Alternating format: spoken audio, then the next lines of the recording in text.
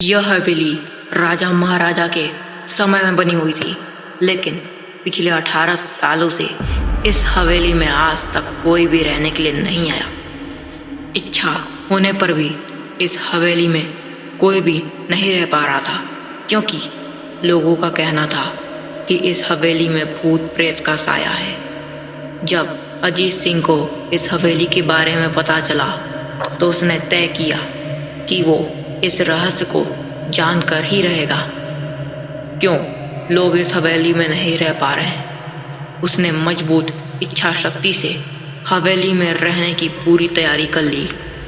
जब उसने हवेली के अंदर जाने के लिए पैर आगे बढ़ाया तो दरवाजे पर किसी अनजान व्यक्ति ने उसे रोक लिया और नजदीक जाके बोले, कौन हो आप और किधर जा रहे हो?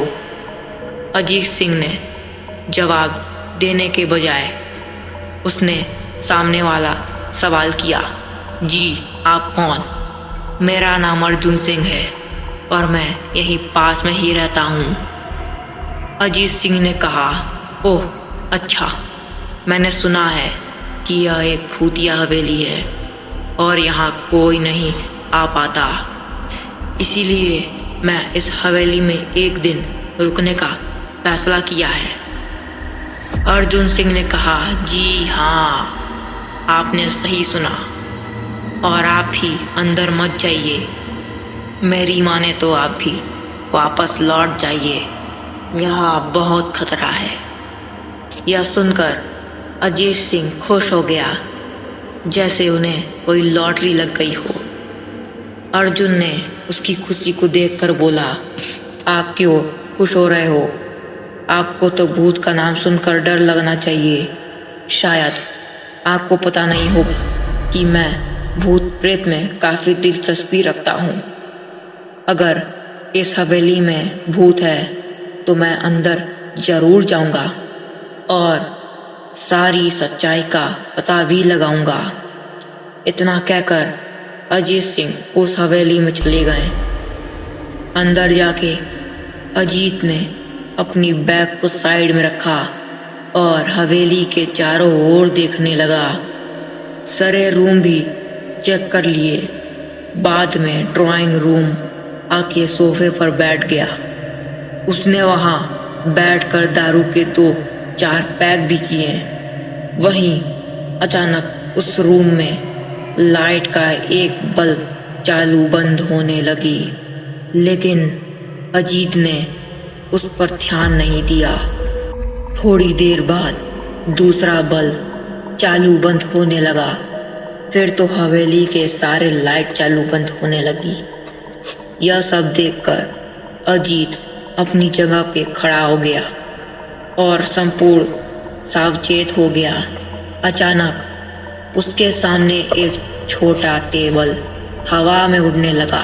करीबन 6 फुट हवा में ऊपर जाके गोल गोल घूमने लगा और बाद में अजीत की ओर तेजी से आने लगा।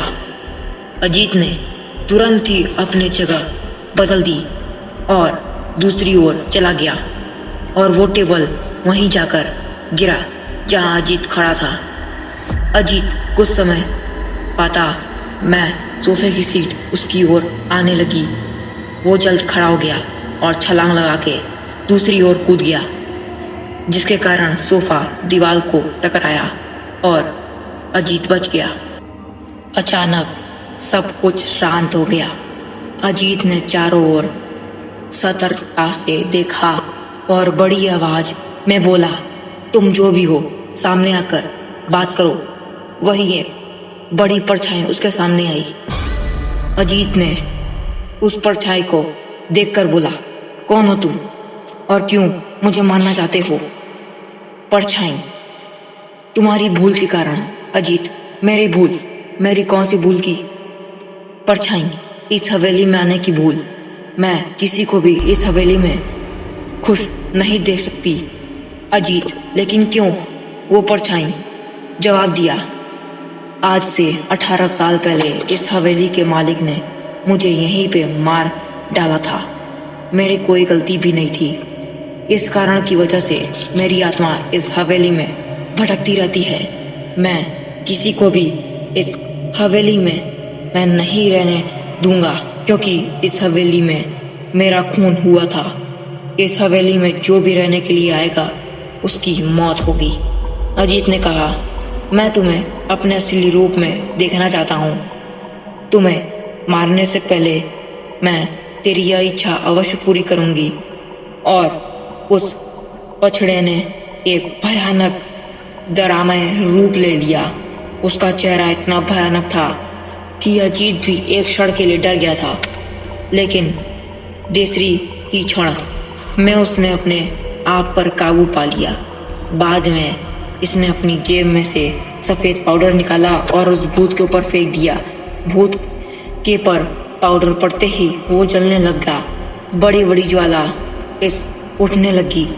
वो बहुत जोर जोर से चिल्लाने लगा और बाद में पूरी तरह से जल गया। उसके बाद अजीत ने चैन से सांस लिया और वहीं पर सो गया। दूसरे दिन सुबह जब अजीत को सही सलामत हवेली से बाहर आते देख अर्जुन को आश्चर्य हुआ। अर्जुन ने अजीत से पूछा, तुम कैसे जिंदा हो?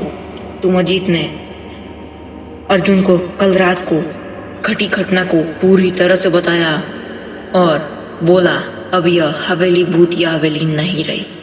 दोस्तों, यह वीडियो यहीं पे एंड होता है। आप इस वीडियो को देख के अगर मजा आया तो वीडियो को लाइक कर दीजिएगा। चैनल पे नए हो तो चैनल को सब्सक्राइब कर दीजिएगा और इस वीडियो के नीचे एक कमेंट कर दीजिएगा। तो चलिए मिलते हैं किसी नए वीडियो, किसी नए टॉपिक के साथ। तब तक के लिए सभी को बाय बाय।